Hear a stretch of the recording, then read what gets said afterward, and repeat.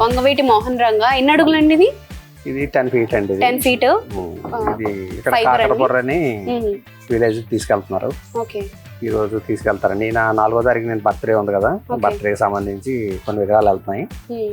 అందులో కాకరపురలో ఇది పెడుతున్నారు. ఇది పెయింట్ అది కూడా అలాగే ఉంటదంటారా?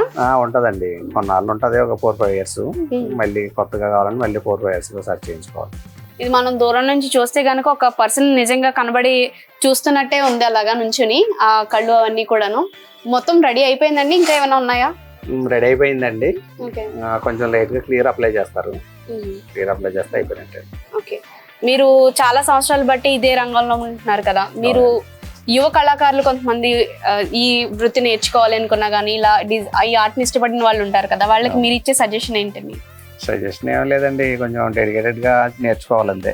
దీని మీద అంతే కొంచెం ఫస్ట్ నుంచి ఇంట్రెస్ట్ ఉండాలి. ఫస్ట్ అండి ఇంట్రెస్ట్ బాగా పెట్టుకోవాలి. నెక్స్ట్ ఏంటంటే నేర్చుకోవాలి బాగా. అంటే ఇందులో ఇప్పుడు గవర్నమెంట్ కూడా BFA అని కోర్సులు ఇచ్చిందండి.